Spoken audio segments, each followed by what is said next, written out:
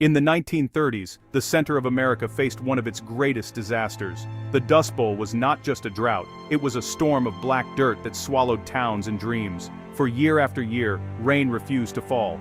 The wind picked up the dry soil, sending it across the skies in thick, choking clouds. Farmers looked out their windows and saw the sun disappear behind a wall of dust. Homes filled with grit, families stuffed towels under doors, but fine particles still found their way inside. Children coughed and choked, and livestock wandered blindly in the blowing soil. Crops failed year after year, leaving families with nothing but dust to harvest. People abandoned their homes, setting out for California, or anywhere the earth still grew green. The Dust Bowl was more than a natural disaster, it was a human one too. Years of plowing up the prairie grass had left the land bare, easy prey for the wind. The land that promised bounty had become a graveyard for dreams. But in the middle of all this, an idea began to form. Could people fight the wind with trees?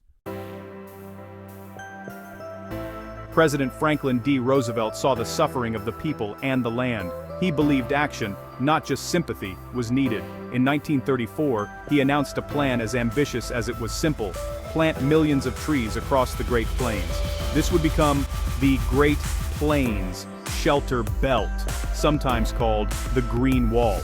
Roosevelt's team, made up of scientists, foresters, and workers from the Civilian Conservation Corps, set to work. They mapped a path that stretched from North Dakota to Texas, a line hundreds of miles long. The goal was to plant a living barrier, one that would slow the winds and hold the earth in place. The idea was new and bold. Few people believed that rows of trees could make a difference on such a huge, wild land. But Roosevelt pushed forward. He saw the Shelterbelt as more than just a project. It was a symbol of hope, green life rising against a brown, dying world.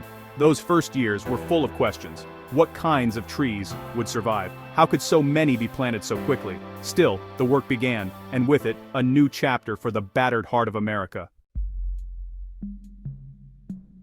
The plan to plant trees wasn't just a guess. Scientists knew that windbreaks could protect the land. Rows of trees slow down the wind, much like a fence or a wall. When the wind is weaker, it cannot pick up as much dirt. This helps keep soil in place and stops erosion.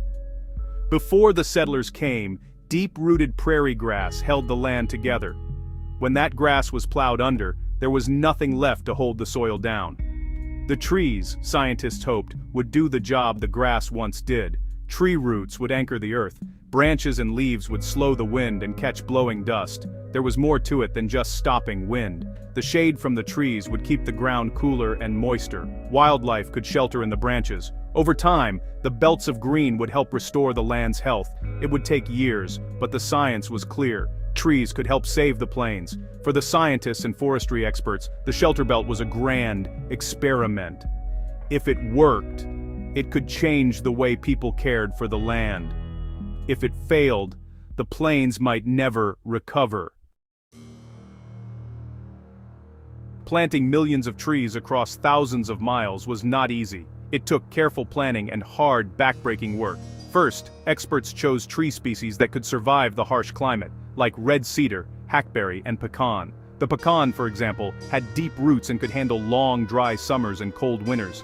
The process started in nurseries. Seeds were planted in neat rows and cared for until they sprouted into sturdy seedlings. Then, in early spring, workers dug up the young trees. They loaded them onto trucks, careful not to damage the roots.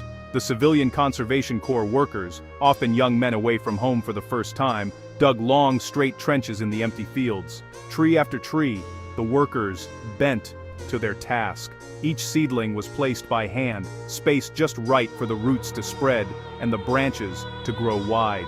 After planting, the trees needed water, mulch, and protection from hungry animals. Fences were built, weeds pulled, and farmers checked the trees through the hot summers and freezing winters. The work was slow, but also hopeful. Each tree was a promise, a tiny green soldier in the fight against the dust. Year by year, the Shelterbelt grew. The Shelterbelt was not just a government project, it was a partnership. Farmers owned the land, and their help was vital. They agreed to care for the young trees, water them, and protect them from grazing animals. In return, the government supplied seedlings, experts, and labor. The Civilian Conservation Corps provided the muscle. Young men, many of them jobless and desperate, joined the CCC to earn a wage, food, and a place to sleep. Alongside them were foresters and scientists who taught them how to plant, tend, and measure each row. Local communities helped out too, bringing meals and encouragement to the work crews. The New Deal spirit was everywhere. People who had lost so much found pride and purpose in the project. Schools even used Shelterbelt planting as a lesson, teaching children about conservation and hope. It was a time when neighbors leaned on each other and believed they could change their land and their future together. Though the work was hard, there was a sense of shared mission. Each tree planted was a sign that the land and its people might one day recover. Not every tree survived. Some years, brutal droughts returned, leaving seedlings dry and dead. Insects gnawed at the bark, while rabbits and deer nibbled young shoots. Sometimes, fire swept across the fields, destroying months of work in a single afternoon. The work crews tried to fight back. They dug wells and hauled water, sometimes bucket by bucket, to thirsty trees. They built fences to keep out hungry animals and set traps for pests. But nature was stubborn, and the climate was unforgiving. In some places, only half the trees survived their first year. Maintenance was just as challenging as planting. Trees needed to be pruned, weeds pulled, and dead branches cleared away. If a row of trees died, it had to be replanted, sometimes year after year. Some species, like the pecan, grew slowly and needed extra care. Despite all these challenges, the work continued. The Shelterbelt was never perfect, but it was persistent. Even when the odds seemed impossible, people refused to give up.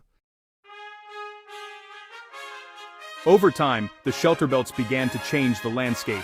In fields that once lost their topsoil to the wind, crops grew stronger and taller. The air was cleaner, the sky a little less brown. Farmers noticed that their homes and barns were less battered by the wind. Wildlife returned to the new forests.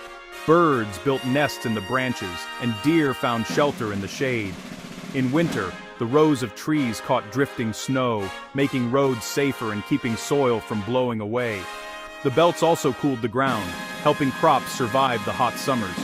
For many families, the Shelterbelt was a sign that hope had returned.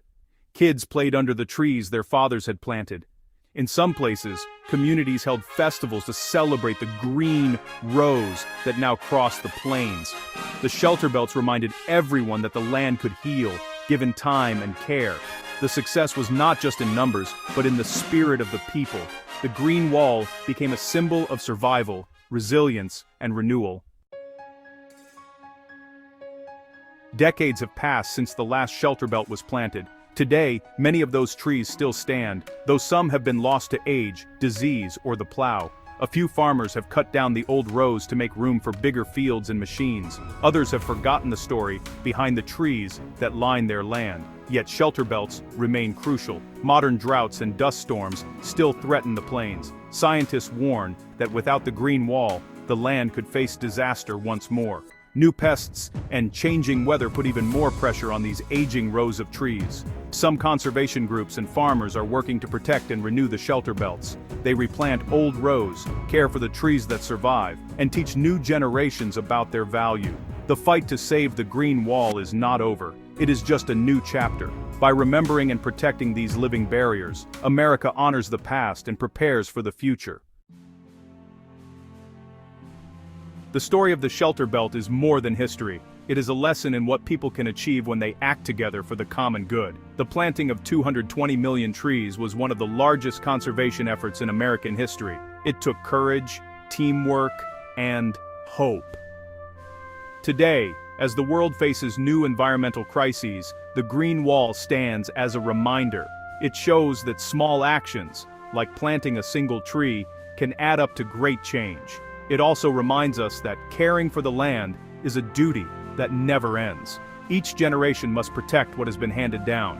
Most people have forgotten the story of the Green Wall and the people who built it, yet its lessons still matter. In a time when climate and soil are at risk again, the Shelterbelt's legacy is a guide. America's future, like its past, may depend on the courage to plant, protect, and dream. The Green Wall is more than lines of trees. It is a living memory, one that deserves to be remembered, cared for, and renewed.